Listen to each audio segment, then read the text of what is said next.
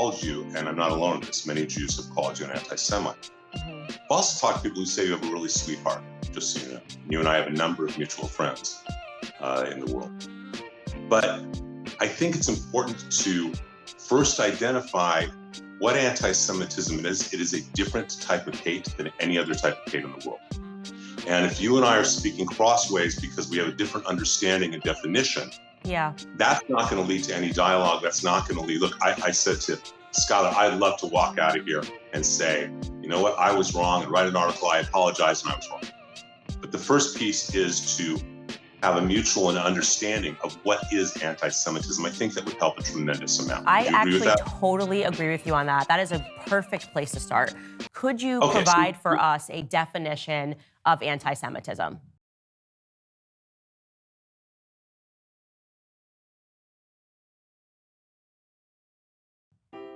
Absolutely. I really appreciate that, because I think that is the break. If we're not speaking the same language, where can we go, right?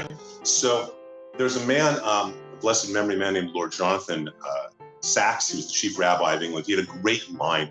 He really defined anti-Semitism. That anti-Semitism is Jews have no right to exist collectively as Jews with the same rights as other human beings. Which is kind of a weird statement. So let's just track back a bit to understand the history of anti-Semitism. 2,000 years ago, Jews don't accept Jesus as Messiah. For people who do not have faith, as the early Christians, as some of them have faith, some of them accept Jesus, but they don't really in their heart. And you and I both know people like Rob McCoy who accepts it fully in their heart, and other people who are doing it without faith. And those who have less faith, the fact that a Jew exists, let alone thrives, is a threat to their faith, because how can the Jew not accept Jesus as God and still thrive? Unless he's associated with the devil. So you start having these myths that are created of the Jew being identified with the opposite of God. This really codifies in 1144 in Norwich, England, what's called the Blood Libel. And this is really important to understand, especially today in 2024. In 1144, a young boy is killed, and the local priest says that's because the Jews need to make their matzah with Christian blood. It's called the Blood Libel. It's blaming the problems of other people on the Jew. It's just so you know, that's so ridiculous, not only just on its face, but we're forbidden from even having meat that has any blood in it. This is a Torah law. You can't have, that's why, we can't have steak tartare, okay? So this gets perpetuated in combination with a 4th century, what's called the Vulgate. I'm sorry, did you say in 1140 this happened? 1144 in Norwich, England. Okay. This is after in the 4th century, you have something called the Vulgate. The Vulgate is the official translation of the Bible. In Hebrew, there's no vowels. And the person who translates, St. Jerome, who translates the Vulgate, knows what he's doing is translating wrong. He puts down that when Moses comes down from Mount Sinai, he has horns. Okay, Karen, when actually the word was Karan, meaning that light shone from his head. So now by 1144, you have the anti-Semitic myth of Jews have horns and they drink blood. And I know people who've been asked when they went into the army and other places, can I see your horns? So this still exists today in 2024 throughout America. And I don't mean just in little rural areas. It exists today, these myths. That Vulgate Bible is the official Catholic Bible all the way through the 1970s. So you need to understand that that's a piece of it, okay? That they're equated with this kind of hate. Because it's about Jews not having the right to exist collectively, when they live in their little communities in the Middle Ages, anti-Semitism is a hate against their religion. By the time you get to the 18th and 20th centuries, when so many Jews have assimilated, they are in culture, they are in arts, they're in science, it's no longer against them for their religion, it's against them for their race. This anti-Semitism is the oldest hate in the world, and the hate that mutates.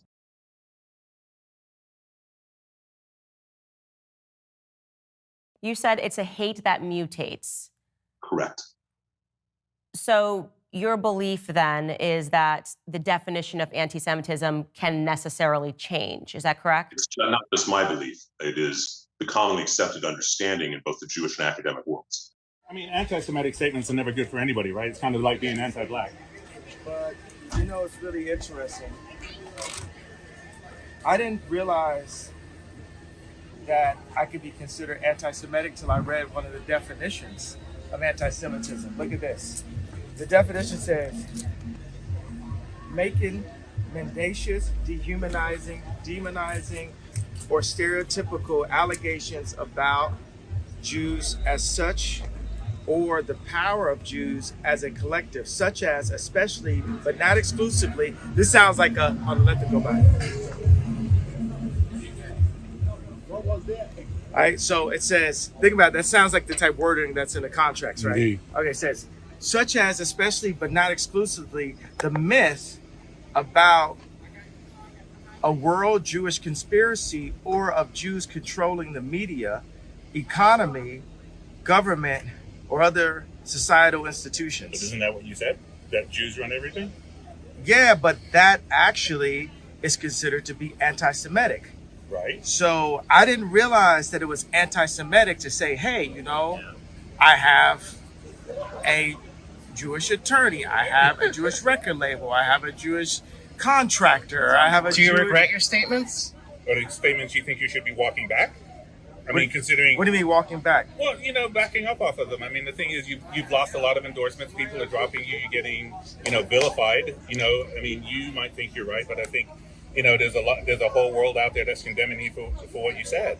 Okay, so this right here is a chart of Universal Studios, 20th Century Fox, ABC News, CBS News, Columbia Pictures, Warner Brothers, ESPN Sports, Fox News, Washington Post, Metro Goldwyn Mayer, MTV Music Television, Nickelodeon, USA Today, Wall Street Journal, Comedy Central, NBC Entertainment, Google, what else do we have? Disney, ABC Kids and Family, YouTube, Los Angeles Times, Discovery Network, Paramount Pictures, Facebook, Huffington Post, Yahoo, Marvel, Hulu, Cosmopolitan, Time, Touchstone, Associated Press, Pixar, Miramax, HBO, New York Post, LucasArts, MSNBC, DreamWorks Animation. Now, the thing is, I skipped over maybe about 5 of them because it was just unclear on this list. The red are the executives that are Jewish at these companies. Do you think they stuck together when they heard what you said? Is that what happened? Among the bills that are up for consideration are those that would make anti-Semitism a hate crime. Now, one would adopt the International Holocaust Alliance definition of anti-Semitism and trigger penalties under the state's hate crimes law. But it's already getting pushback. And Fox 5's Christopher King is live at the state capitol with the details on this. Christopher.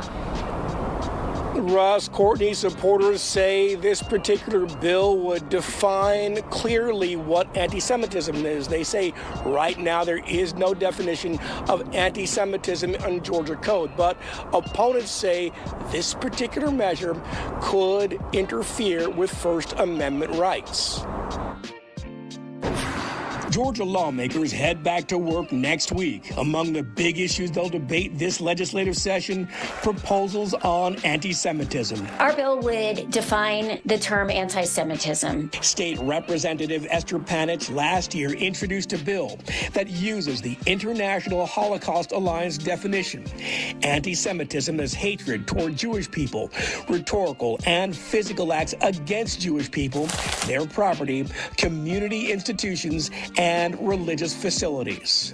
It would be punished as a hate crime. Panich, the only Jewish member of the General Assembly, says her bill would place anti-Semitism under the state's existing hate crime law. She says right now there is no definition in the Georgia Code stating what anti-Semitism is. It defines what it is because right now there's no definition. This proposal misses the mark on its intention. Critics like State Representative Rua Roman say the Panich bill would do little to fight anti-Semitism. Roman calls the language in that legislation too vague. The bill doesn't actually have the definition in it.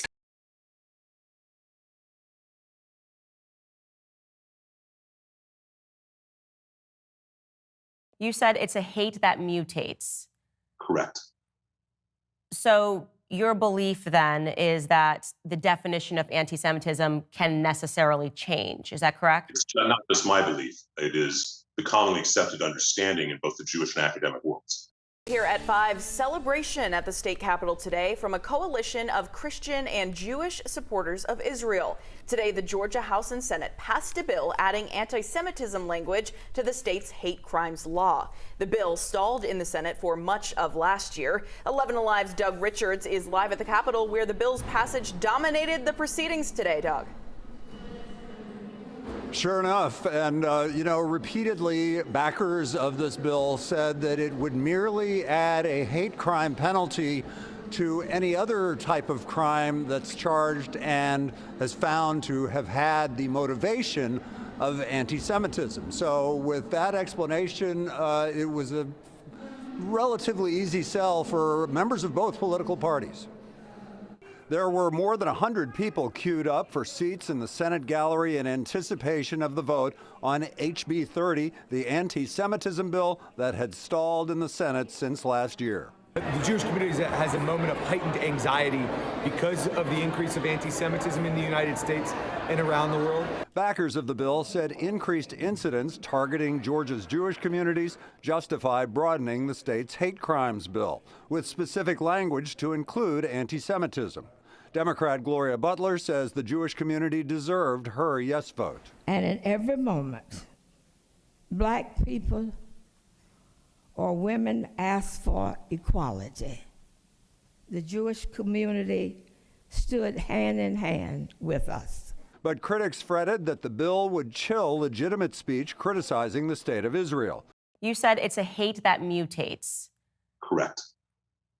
So your belief then is that the definition of anti-Semitism can necessarily change. Is that correct? It's not just my belief. It is the commonly accepted understanding in both the Jewish and academic worlds. Okay. This isn't, okay? As I said, that's why I quoted, this is a quote. It's a great thing from Lord Sachs, Jonathan Sachs. It's a great thing from Nia Leckett. This is just accepted as the understanding of, a cultural anthropologist. So I would just say off the bat, I do not accept that definitions can just mutate. That is something that I could debate that on, like the definition of a woman. I mean, and I'm saying not just about Jewish people. I think that we have to have a concrete definition to work with, because then you can just update and say, actually, I've changed that, and now this is what constitutes anti-Semitism. But Candace, that is the horror of anti-Semitism. So what you are saying to me is that anti-Semitism is this and does not change. What I am saying to you is that the entire world and scholars about anti-Semitism recognize that it is a unique hate. That if you define it as that Jews should not be able to exist collectively, okay, as a collective, they just shouldn't have that right. That changes from the Middle Ages with religion, the 18th through 20th centuries about race, and then after Israel's created, it's a hatred based on the nation. And until that is understood, that it is, this isn't something that's really questioned about among academics, theologians, Jewish scholars. I'm not presenting it. This is why I thought that I'm so optimistic about a dialogue. But I think part of it is you view that the hate can't mutate. And what I'm trying to tell you is that we have 2,000 years of history that demonstrate the exact opposite. So, and I'm going to just push back just gently here. For me personally, if I thought that racism could just be an ever-shifting definition based on the experience of Black people, it would be a remarkable power, and I would be able to create something like BLM, which could say that everything was racist. So I am not going to be able to agree that definition should be able to transform according to what's happening during the day. But here's what I will say. If you could, just because I think it's really important for us to get to going through this article, because then you might be able to explain why you view it as anti-Semitism. If you could just give us what you are saying the current definition of anti-Semitism is today, that would be very helpful. The current definition of anti-Semitism today has to do with what the feelings are. The current definition of anti-Semitism today has to do with what the feelings are. The current definition of anti-Semitism today has to do with what the feelings are.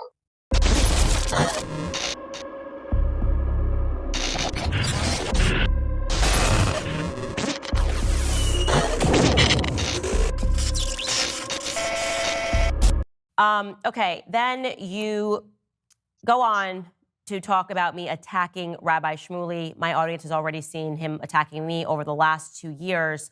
And I'm just going to ask you a basic question. Does a Black person or any person have a right to defend themselves when they are? Absolutely. Okay, because that is interesting, because Rabbi Shmuley and his daughter have attacked me and made videos of me for 2 years straight.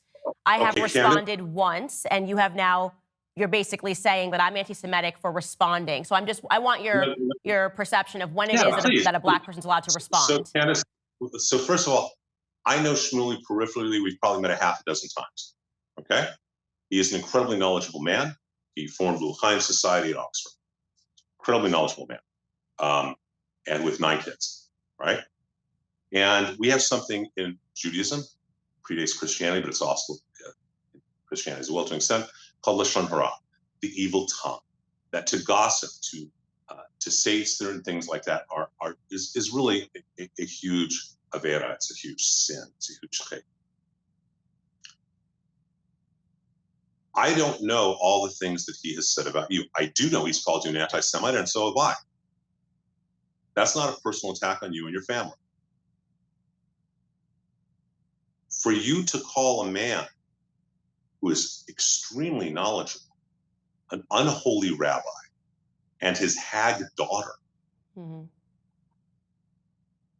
forgetting about what he may or may not have done, if he's attacked you personally, if he's said whatever horrific things about you personally, that you are a blankety, blankety, blankety, blankety, blank, he's wrong. If he's attacked you or your children or your family, your mother, for you to, rather than comment on whatever he's done, to call him an unholy rabbi, that is way out of line. You don't even know what a rabbi's supposed to do. So let me ask you a question. There's no Jews, by the way, do you view that as anti-Semitic for me to respond? So it's okay, so he can attack me for 2 years. Is he a racist, just to be clear? I don't know how he attacks you, so I can't comment. So what if I say that the definition of racism changes, and if you attack a Black person, you're a racist? Depends. Candace, you don't get to get away with that. It depends how it changes. No, I'm asking, because at the beginning of this discussion, you did say that you can't tell a Black person. It's been 2 years consistently of him and his daughter attacking me, saying that. I wasn't there. I'm asking you. I'm asking with all. Okay, but if you're saying that you weren't there, why would you put this into writing? Isn't it incumbent upon you to research what's happened before you start saying to me that defending myself is anti-Semitic? Isn't it incumbent upon you to research what's happened before you start saying to me that defending myself is anti-Semitic? Isn't it incumbent upon you to research what's happened before you start saying to me that defending myself is anti-Semitic? Candace, if he attacked you personally, if he said you were a Black fill in the blank, then he should be reprimanded that, but it doesn't justify what you did. You don't know what a rabbi does. You don't know our theology. How dare you call him an unholy rabbi? How dare you go into the misogynistic, the anti-Semitic trope of his hag daughter, something used throughout the late 18th and early through the early 20th century. Sorry. Hag is now anti-Semitic? That is a term of his hag daughter that goes back into the witches of Eastern Europe. Why did you have to call her a hag daughter? Just to be clear, because she's a witch. I think she's a witch. That's not because she's Jewish. I would call someone a hag of any color. I think she's a witch. What they have done over the last 2 years. I believe his daughter is a hag. I said that because that's what I believe. You may disagree with me on that, but to say that that's anti-Semitic is ridiculous. I would call any person a hag. Candace, I'm going to be very clear without trying to be insulting. So please forgive me if it comes off wrong. Okay, it's not meant to. No, it's fine. You can insult me. I don't want to. I've dealt with 2 years of a rabbi insulting me, so I'm totally cool with this. Yeah. I have no desire to insult anybody. Okay. But do you understand? Are you familiar with the history of the grim fairy tales and the folk tales of Eastern Europe? I know that we can go back and we can also say No. I'm asking a specific question. Okay. That the witch archetype of those fairy tales were specifically modeled and called the Jews, that the Jews of that part of the world were called hags and witches specifically because they didn't eat the same food, they had different practices, and they were excluded that way as part of the bloodline. So you are saying that we can into by calling a rabbi's daughter or a witch, a hag daughter, you have tapped into an anti-Semitic trope that goes back hundreds of years, whether you mean to or not. Okay. Now that I've told you that, Yeah. okay, do you think maybe there are better words to call her than a hag daughter? I'm actually not going to edit my language for two people that have been attacking me for 2 years. And so what I'm going to say is that, and I want to be very strong on this, I am not going to be told whether you want to dress it up as anti-Semitism, you want to dress it up as that I cannot respond and defend myself. I'm certainly not going to be told that I need to be contained in how I respond after 2 years of consistent attacks from two individuals. So I want to just say on that point, you and I will never come to an agreement. I stand by everything that I said about him, and I'm not going to have that everything that I say, including yesterday, when he says that me finding the products and stuff that he sells and promotes as a rabbi to be unholy, to say that I am only saying that because it's made in Israel. Kosher sex, on the cover you see it's great sex is a calculated performance, and kosher sex is a total submission to instinct, where you just let yourself go.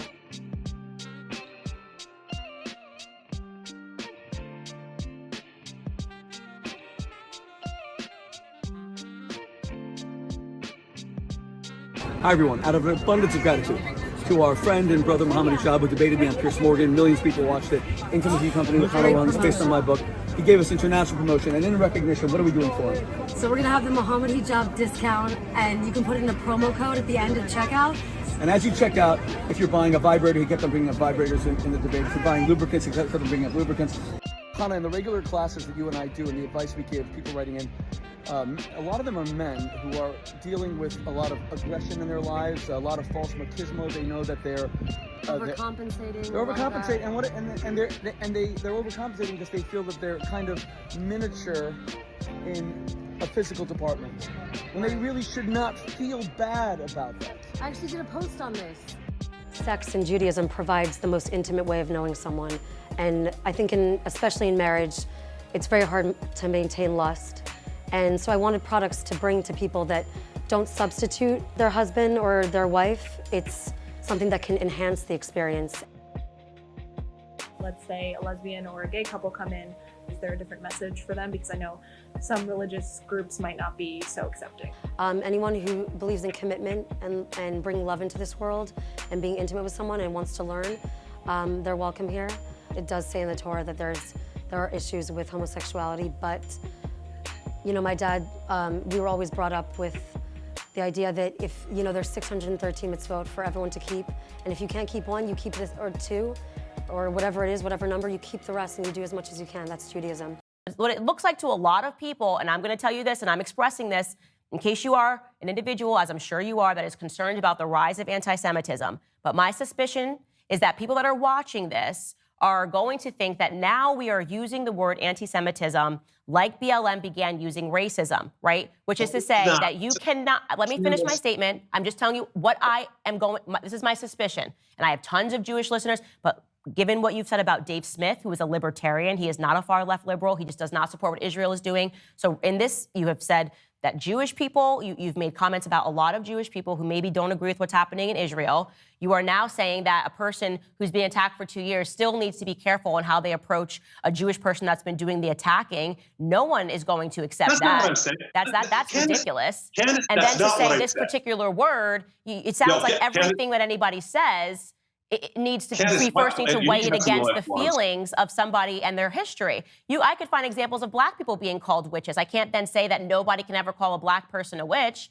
You know, even if it has what happened in Salem, you could go on, right? But the point is that if you're a black person, you've been attacked for 2 years. I don't care if a person calls them a rabbi. In fact, I would question what it means to be a rabbi. Maybe you can explain if you have been consistently attacking and threatening somebody Literally, he gave a quote to the Jerusalem Post, which actually I like the Jerusalem Post. They report on things very accurately, in which he says that he wants to bankrupt Candace Owens. That is a direct threat to somebody's livelihood. It is despicable, and because you call yourself a rabbi, it does not mean that people cannot say that it is pointedly ridiculous that you are using finances as a mode of threat against people because you don't like their speech.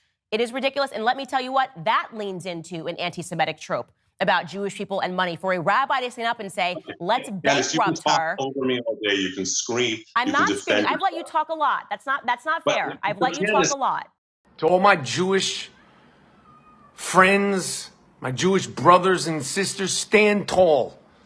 Stand tall. Do not let this fear, this sadness, this anxiety, and this dread overwhelm you. Draw strength from your family, from your friends, from your ancestors, and the worldwide bond that we share that has always put the battery in your back. We're used to being looked at as different because that's what we are. We are different, and that's a good thing. I know that Jews are looked at as weak, but we're stronger than you can imagine. That's why you hurl propaganda that we control all the money, we control the media, because it's plausible. It's plausible because we're just that good. Smart, compassionate, moral, and strong people. And we need to stand taller than ever against all those sick, dumb, uneducated black tar in their blood who hate Jews because they ain't. You hate us because you ain't us. What is anti-Semitism? What is anti-Semitism? This is a publication on StateGov about anti-Semitism. This is what it says. Anti-Semitism is a certain perception of Jews which may be expressed as hatred toward Jews. Rhetorically and physical manifestations of anti-Semitism are directed toward Jewish or non-Jewish individuals and or their property, toward Jewish community institutions and religious facilities. Contemporary examples of anti-Semitism: calling for, aiding, or justifying the killing or harming of Jews. In other words, often in the name of a radical ideology or an extremist view of religion.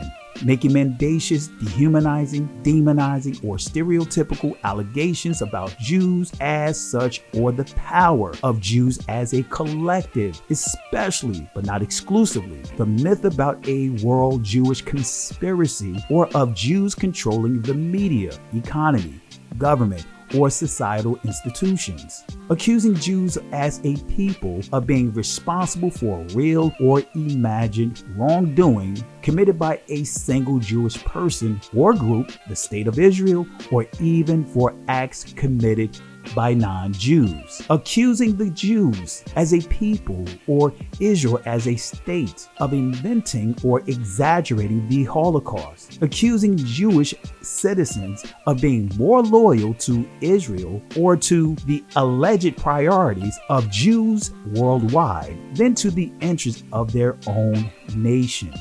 The current definition of anti-Semitism today has to do with what the feelings are. The current definition of anti-Semitism today has to do with what the feelings are.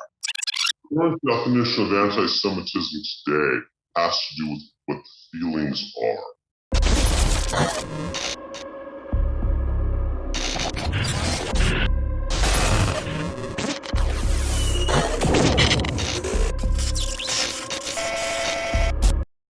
What's your thoughts? Please be respectful with your comments. Also, please click the like, click the notification bell, and subscribe to this channel. Listen, Genesis chapter 11 verse 10 explains the genealogy of Shem. Shem was a black man in Africa. If you repeat this back, Genesis 14 verse 13, Abraham steps on the scene. Being a descendant of Shem, which is a fact, means Abraham too was Abraham, born in the city of a black man called Nimrod, grandson of Ham. Ham had 4 sons. One was named Canaan. Here, let me do some explaining. Abraham Isaac was the Jacob had 12 sons, for real, and these were the children of Israel. According to Genesis chapter 10, these were the children of Israel. According to Genesis chapter 10, these were the children of Israel. According to Genesis chapter 10.